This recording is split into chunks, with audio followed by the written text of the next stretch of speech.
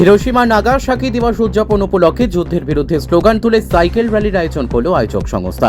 মূলত 7টি সংগঠনের যৌথ উদ্যোগে এই উদযাপন অনুষ্ঠান অনুষ্ঠিত হয়।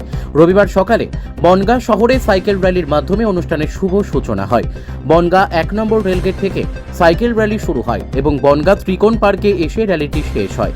পাশাপাশি বনগাঁ পাবলিক লাইব্রেরির রিডিং রুমে বসে আঁকো প্রতিযোগিতা ও বিভিন্ন বিষয়ে আলোচনামূলক অনুষ্ঠান অনুষ্ঠিত হয়।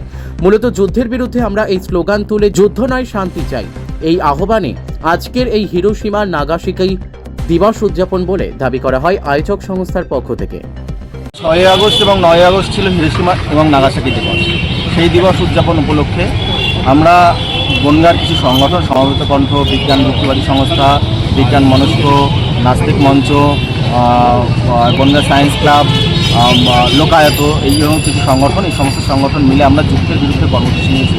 আসলে সারা বিশ্বে যে যুদ্ধ জেগিয়ে চলছে, সারা বিশ্বে যে সাম্রাজ্যবাদী শক্তির যে আস্ফালন, সেই আস্ফালনের বিরুদ্ধে সারা বিশ্বের নানা প্রান্তেই শান্তিকামী মানুষ তার রাস্তায়। আমরাও বনগাঁর কিছু সংগঠন, শান্তিকামী মানুষেরা তারা রাস্তায় নেমেছি এই যুদ্ধের বিরুদ্ধে আমাদের প্রতিবাদ ধ্বনিত করার জন্য এবং মানুষের মধ্যে এই সচেতনতা গড়ে তোলার জন্য। যুদ্ধ আমাদের ভবিষ্যৎ নয়, ভবিষ্যৎ হচ্ছে শান্তি। এই পৃথিবীর শান্তিকামী মানুষ তার সুস্থ বসবাস করতে চায়, সুস্থ জীবন ধারণ করতে চায়। তাই আমরা এই যুদ্ধের বিরুদ্ধে এই সারা পৃথিবী